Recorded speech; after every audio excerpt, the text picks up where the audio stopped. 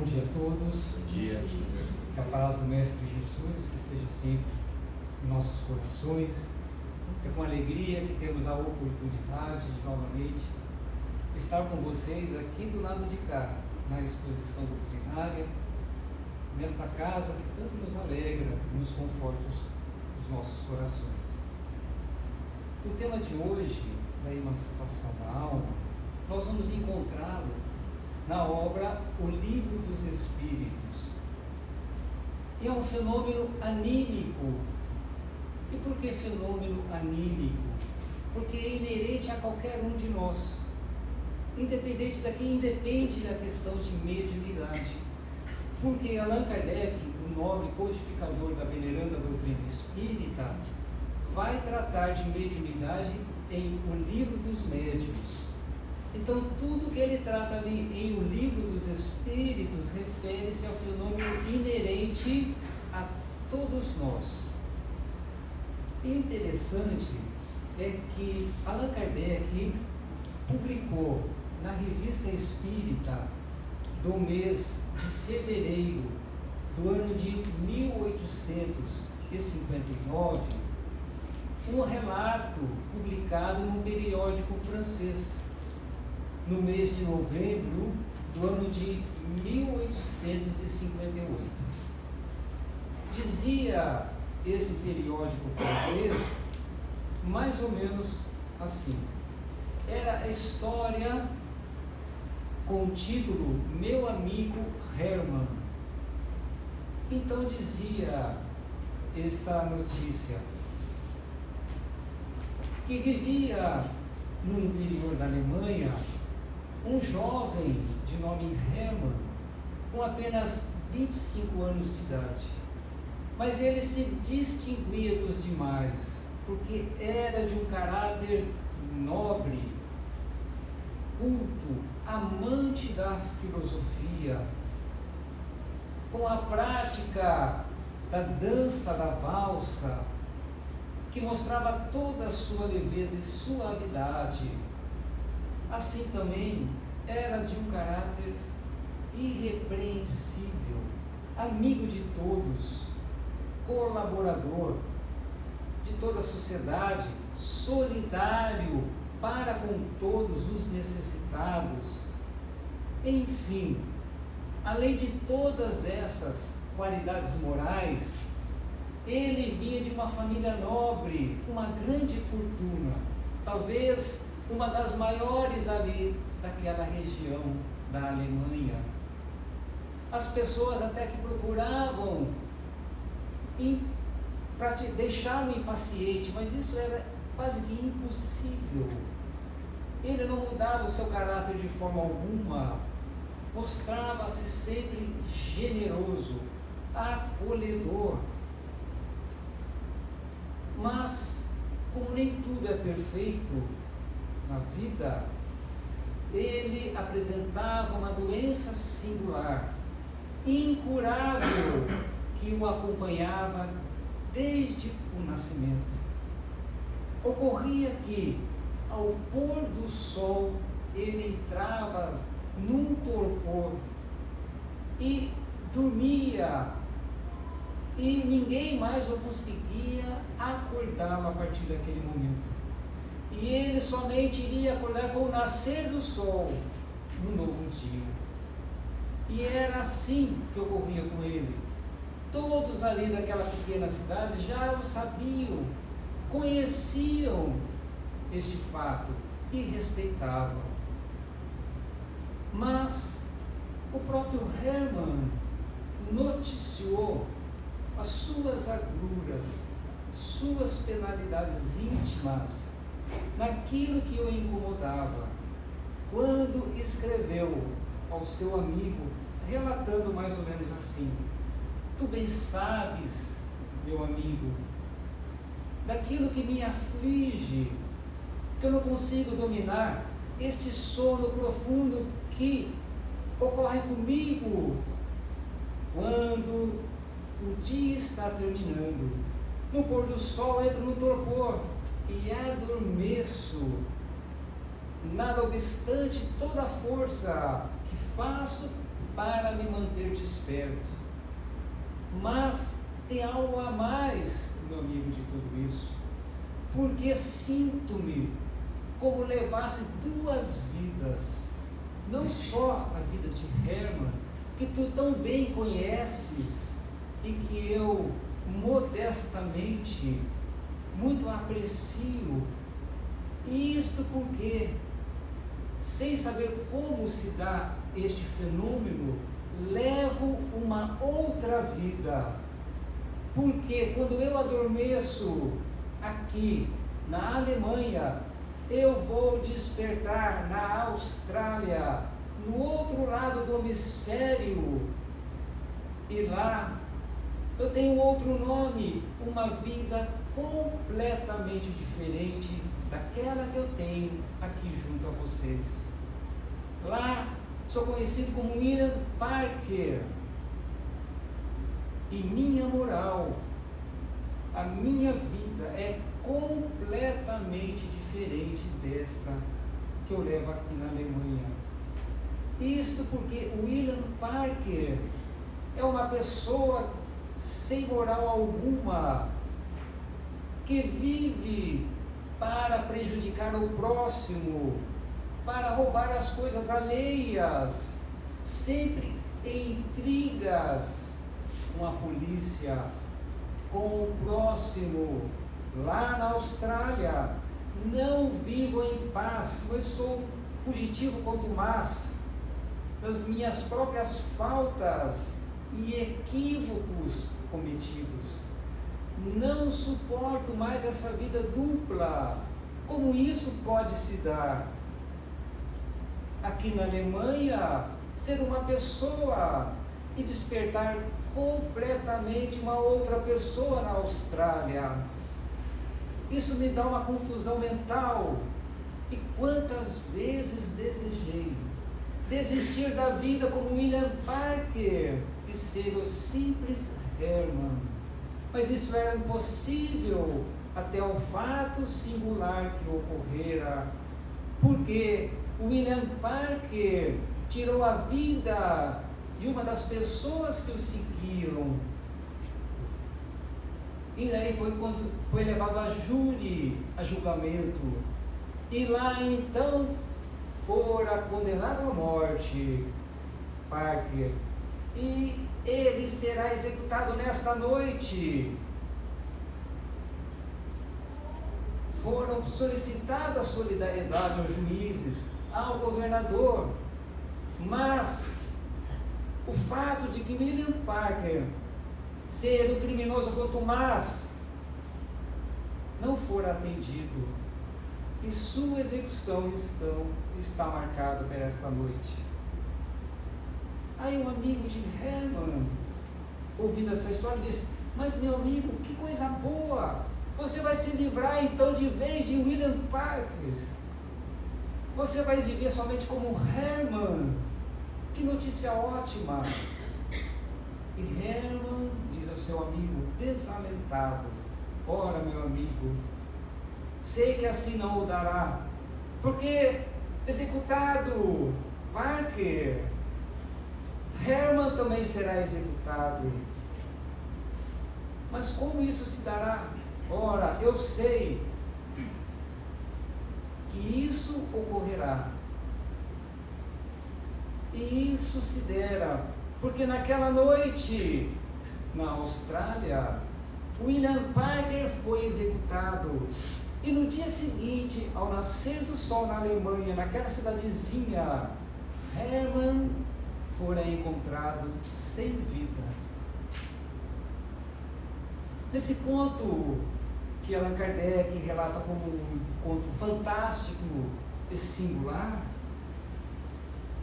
ele questionou, Allan Kardec está em a obra Revista Espírita, já sabendo se da sua veracidade ou não, e mesmo assim ele quis consultar os espíritos nobres da codificação da doutrina espírita, se aquilo seria possível. E os espíritos esclareceram: isso não é possível. É um conto para alegrar os leitores daquele jornal. Isso porque não é possível um espírito se dividir e ter duas vidas simultaneamente. O espírito é único, uno, indivisível. Se liga somente a um corpo físico no processo reencarnatório. Então, é somente uma fábula, uma história fantasiosa. Mas que interessante, mas que nos faz pensar. Tinha até pensado, será que eu posso dormir aqui e acordar lá no Japão no dia seguinte? E ser uma pessoa completamente diferente? Ou na China? Seria interessante se assim pudesse. Mas a doutrina espírita nos traz um conhecimento além deste fato, muito mais surpreendente naquilo que a misericórdia divina guarda para todos nós. Porque o que ocorre com o espírito quando o nosso corpo adormece? Olha que interessante.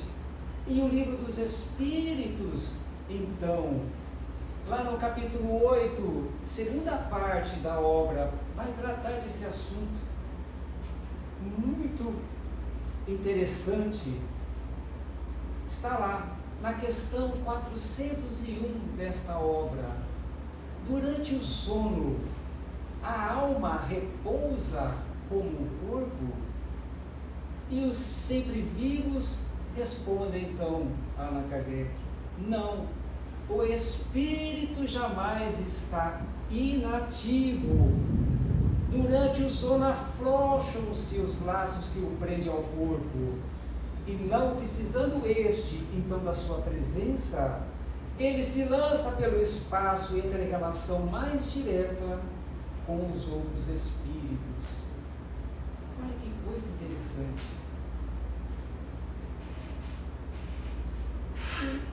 Aqui há uma particularidade, uma questão pessoal, porque frequentando aqui a universidade aqui em Londrina, naquela época não tinha qualquer conhecimento da doutrina espírita, e em determinada aula, quando o professor fez uma pergunta à sala de aula, um de nossos companheiros, de nossos colegas estudantes, respondeu e usou a expressão desencarnado. E aí o professor parou, olhou para ele e perguntou assim: por acaso você é espírita?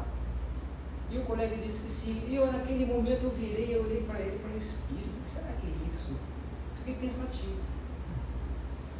E depois, coincidência ou não, algumas semanas após, andando na área central de Londrina, no calçadão, eu me deparo com uma feira de livro. Entre o ano de 1985 e 1990, não me recordo bem o ano, foi durante esse período, os heróis, trabalhadores da doutrina espírita, com alguns cavaletes, e colocavam tábua de madeira, faziam ali um retangular, um quadrado, colocavam os livros à disposição. Achei aquilo interessante, me aproximei e eu vi que eram obras espíritas.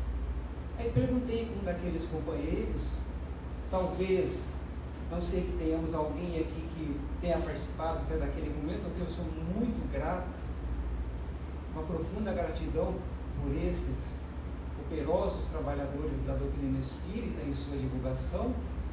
Qual obra eu posso ler? Eu não conheço nada da doutrina espírita. Aí me apresentaram o Livro dos Espíritos, a primeira obra publicada por Allan Kardec. E neste momento, então, adquiri o livro, voltei para a República, onde morava naquela época, deixei a obra na estante, e à noite, quando fui para dormir, me lembrei da obra. Peguei o Livro dos Espíritos e resolvi abrir ao acaso, e saiu bem aqui, na página da emancipação da alma. comecei a ler as perguntas, de repente, começou a falar que o espírito sai do corpo e entra em comunicação com outros espíritos, fechei a obra, deixei lá. E demorou alguns anos para voltar a livro. Eu não quis mais saber. O que é isso? Como que o espírito vai sair, vai encontrar com outros? Deus me livre disso. Mas, lendo, estudando a veneranda doutrina espírita, a gente vê que a questão da emancipação da alma representa um acréscimo da misericórdia divina para com todos nós. E é por isso que os Espíritos nos falam, não, o Espírito jamais está inativo.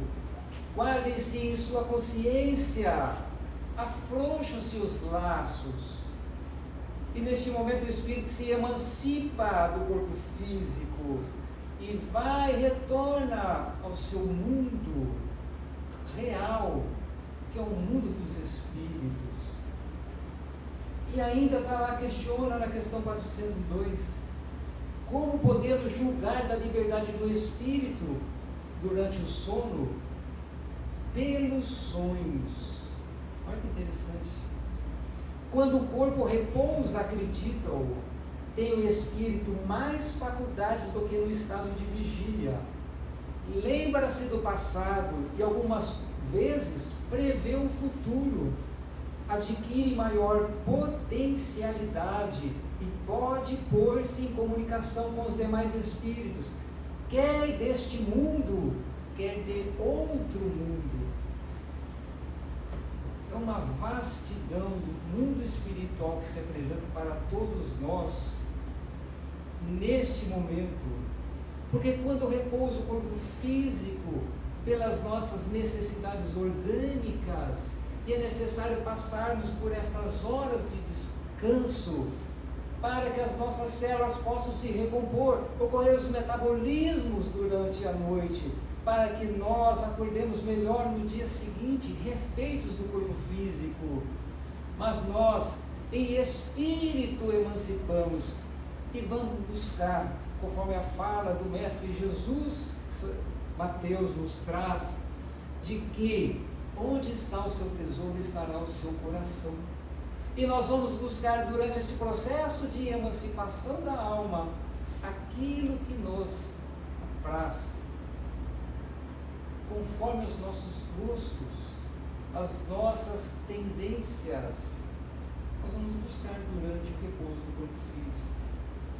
E isto representado pelos nossos sonhos.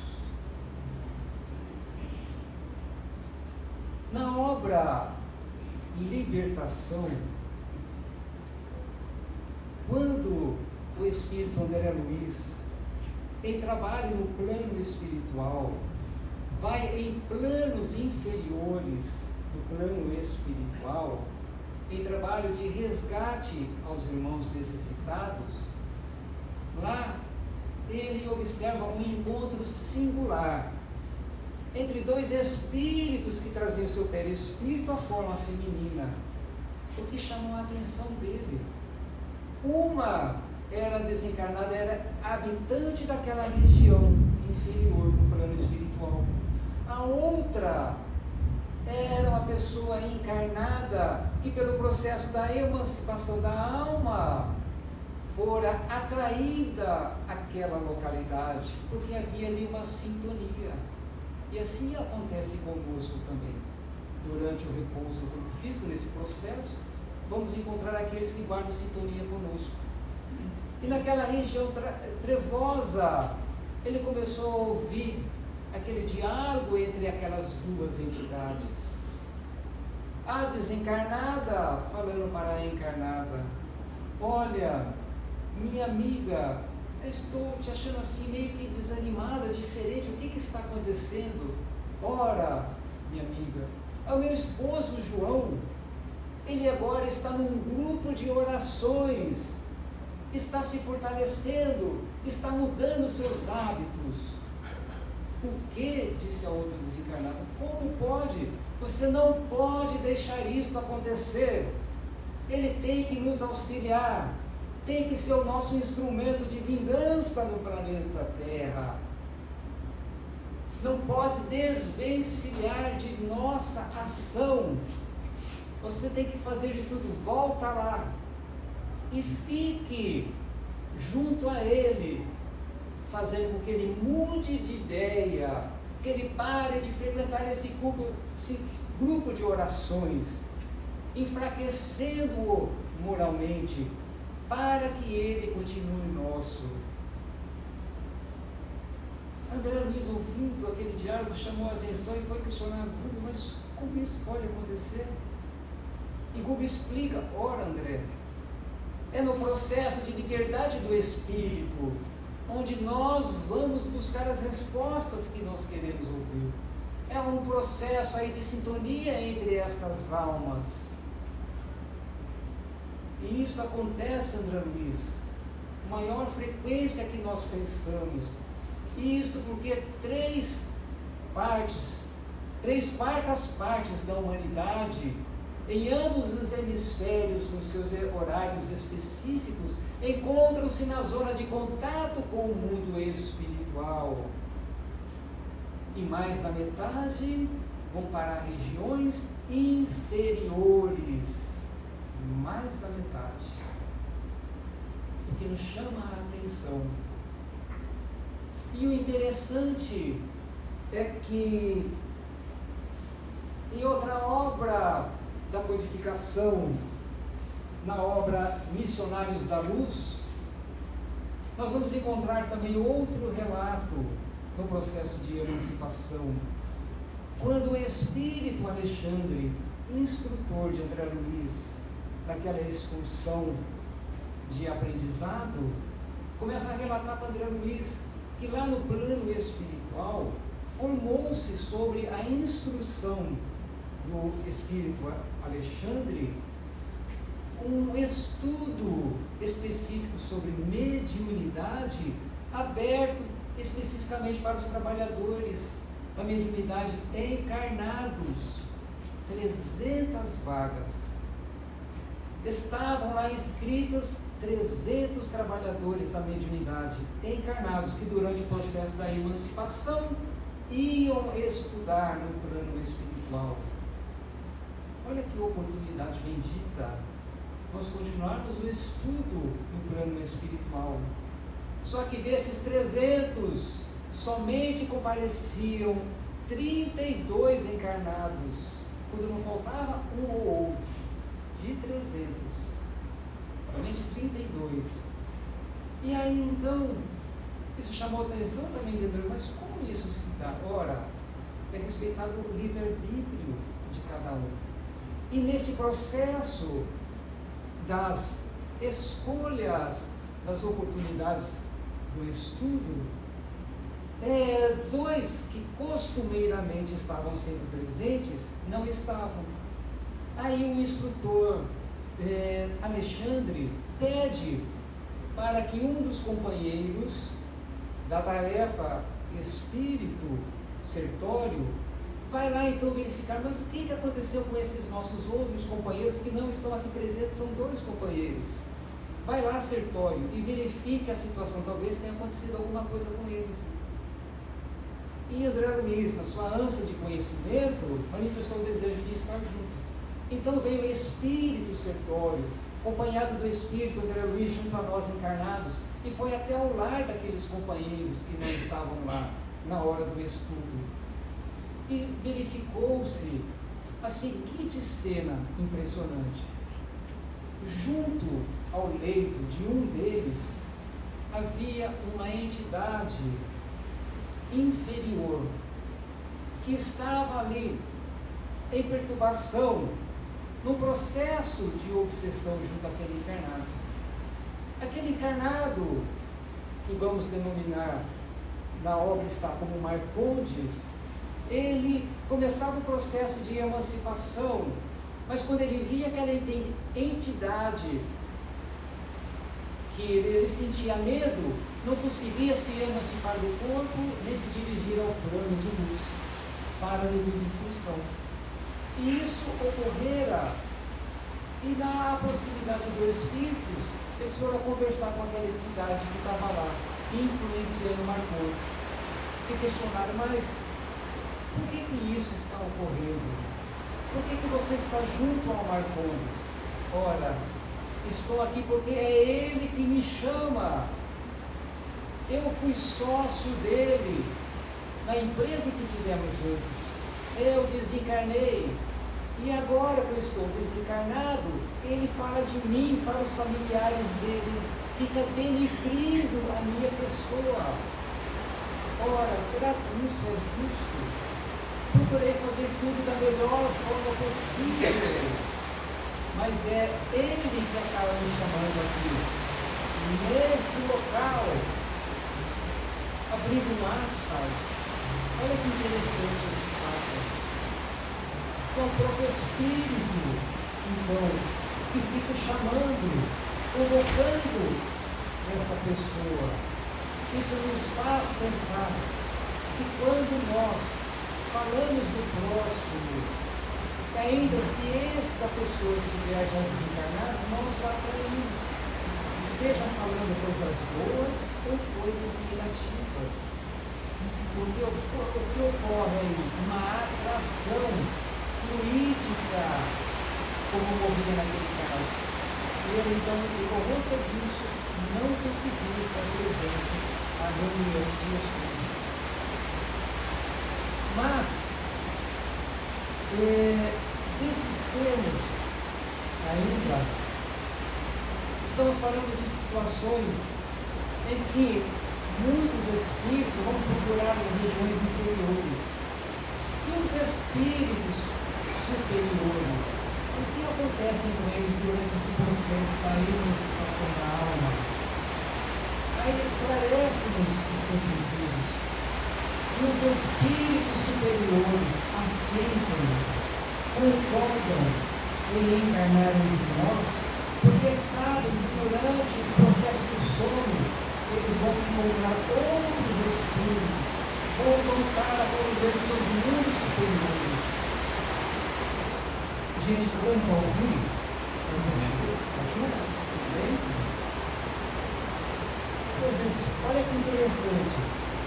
Os espíritos superiores aceitam em reencarnar em nosso planeta, porque sabem que durante o sono eles terão a oportunidade de rever aqueles companheiros espirituais lá de mundos superiores, aonde eles vão retemperar o seu espírito, a sua alma, a fim de adquirir novas forças para prosseguir a sua tarefa. Por isso, isso é uma bênção divina para todos nós, porque oportuniza a cada um de nós reencontrar os nossos entes queridos, talvez até mesmo as regiões onde nós deixamos do plano espiritual, que nos prepararam, a nossa família espiritual, para que nós pudéssemos recuperar a alma, fortalecermos novamente para os embates da vida. E é isso que dá, porque são nesses momentos que os Espíritos aproveitam para nos aconselhar, para nos dar forças, bom ânimo, inspiração, para que todos nós continuemos com força, com fé, com esperança em nossa jornada evolutiva. Todos nós, indistintamente. E nesse processo, então, em que todos nós vamos adquirir essas energias renovadas, é por isso que nós muitas vezes ouvimos, quando estamos numa problemática, quando estamos em situações que nos colocam em preocupações, que fazem com que nós fiquemos mentalizando aquele fato, procurando uma solução. Alguém chega e diz assim: vá deitar, durma, porque o travesseiro é o melhor conselheiro. Por isso a importância de nós, neste momento, quando formos no processo, né, de dormir, iniciarmos fazendo sempre uma prece, agradecendo pelo dia. Se estamos com uma problemática, se estamos angustiosos com alguma situação, que quem de nós não guardamos aflições do Espírito nas situações que nos apresentam diariamente, recorremos ao nosso anjo guardião, aos Espíritos amigos, ao nosso Mestre Jesus, ao nosso Pai Celestial, que neste momento nós possamos estar junto a eles, recebendo, clareando as nossas mentes, os nossos corações, para que acordemos fortalecidos e, em um momento ou outro durante o dia, nos veio uma percepção, uma ideia de, puxa vida, como que eu não havia pensado nisso antes? Está aí a solução que eu tanto buscava para a minha problemática. Quantas das vezes isso não acontece com qualquer um de nós? E é durante tudo isso, durante esse processo da emancipação.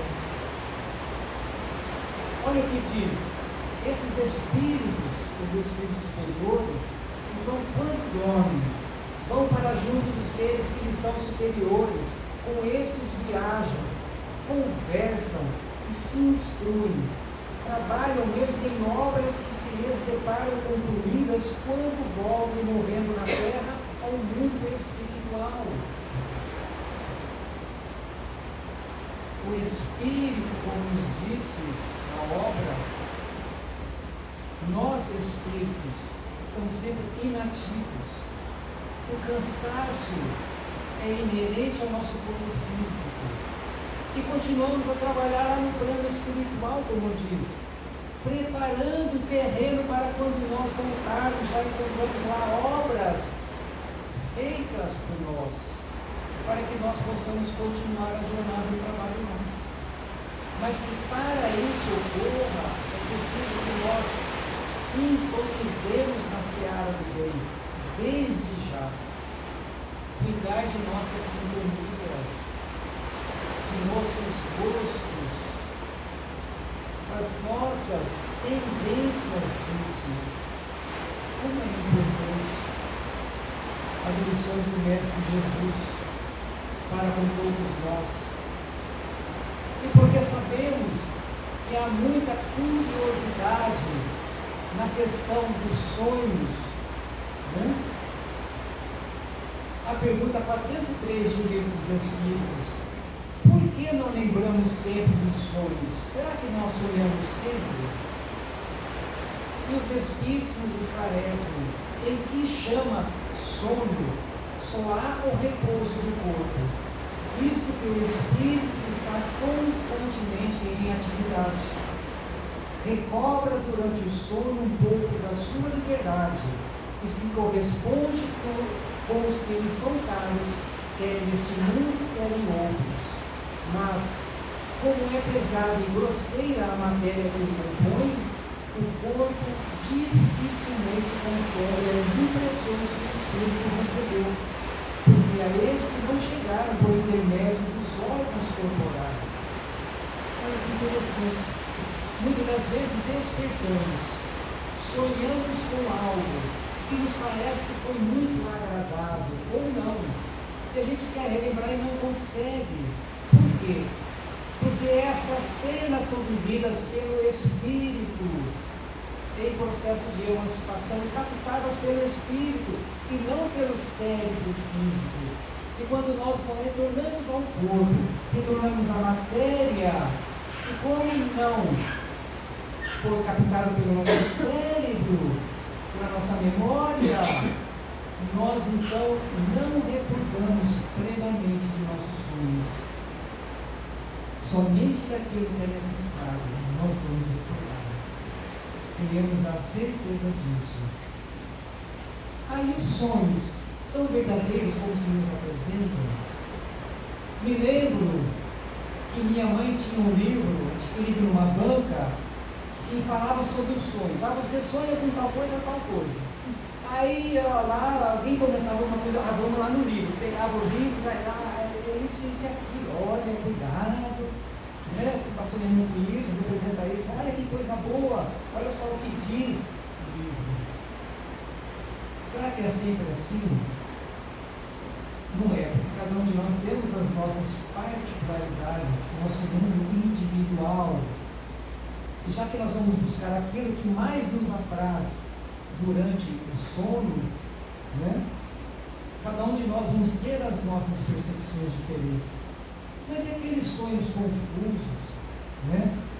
Eu tenho uma prova amanhã, e a gente vai dormir preocupado, estudamos ou não estudamos, ficamos preocupados da mesma forma, e aí parece que a gente sonha toda hora, a gente chega atrasado, o despertador não toca, isso que não funciona, é aquilo, brigando com o professor, brigando com todo mundo, e a gente acorda e fala, nossa, ainda bem que é um sonho, eu estou indo no horário. Alguma preocupação com algum fato, a gente sonha a noite toda, um filme que nos impressionou, uma leitura que nos impressionou, um fato que está nos preocupando. Isto por quê? O que ocorre nesse processo da emancipação? Ocorre que nós, quando pensamos firmemente em algo nos perturba, algo nos preocupa, criamos imagens fluídicas ao nosso redor. Todos nós criamos essas imagens, com pensamento constante em determinados fatos. E o que ocorre nesse processo de emancipação do espírito, aonde que vai ter o primeiro contato com esse mundo fluídico ao nosso redor, com todos esses nossos pensamentos aqui ao nosso redor, que nós mesmos criamos, por isso que sonhamos com aquilo que nos preocupa, muitas das vezes. Neste processo, no início do processo, então, da emancipação, vivemos com todo esse mundo fluídico ao nosso redor, nosso e daqueles que convivem conosco mais próximo e para nos sintonia conosco, para depois nos liberarmos e arrojarmos e alcançarmos outros estágios no plano espiritual. E mesma coisa acontece no estágio de volta ao corpo físico. Vamos revivenciar aquele processo fluídico, as imagens que nós criamos para depois retornar ao corpo físico. Por isso se dá esta confusão. Muitas das vezes achamos, mas é um sonho assim tão esquisito. Partindo para o encerramento, uma das passagens que mais me impressionou nas obras de André Luiz, quando ele relata na obra Entre a Terra e o Céu, um relato surpreendente, porque ele fala de reencontros de espíritos, de almas, do lar da bênção. O que seria o lar da bênção? No plano espiritual, naquela região específica, é um lar misto, o lar da bênção, onde lá são acolhidas as crianças desencarnadas, onde lá é um santuário para as futuras mamães, em treinamento no plano espiritual para a futura maternidade na Terra. Naquela época em que André Luiz relata nesta obra, Entre o Céu e a Terra, havia ali 2.000 crianças desencarnadas sendo acolhidas naquela instituição. É um capítulo muito belo que a gente recomenda as leituras, né, sempre das obras de André Luiz, e nessa específica capítulo, Lar de Bênção. E lá então, o que ocorre? André Luiz, juntamente com os instrutores espirituais, vem até nós encarnados, vem buscar as mãezinhas cujos filhos desencarnaram, para encaminhá-las ao encontro no plano espiritual com seus rebentos, e leva-as. E quando as mãezinhas aqui da terra estão chegando próximo, escuta-se um hino de louvor, um santuário à maternidade, como se eles estivessem louvando as mãezinhas que vão reencontrá-los. É de uma emoção, de uma alegria inenarrável. Há uma oportunidade divina daquelas mãezinhas reencontrarem seus filhos amados no plano espiritual. E é interessante que vai relatando aquele encontro emocionante. Lembrando que isso não se dá somente para as mãezinhas com os seus filhos, para com nossos entes amados também, qualquer um de nós. Porque nós falamos que esse é um processo anímico, é um acréscimo de misericórdia para com todos nós encontrarmos com aqueles que já nos precederam ao plano de luz. Ah, mas eu não me recordo, queria tanto sonhar com meu paizinho, com a minha mãezinha, eu não me lembro.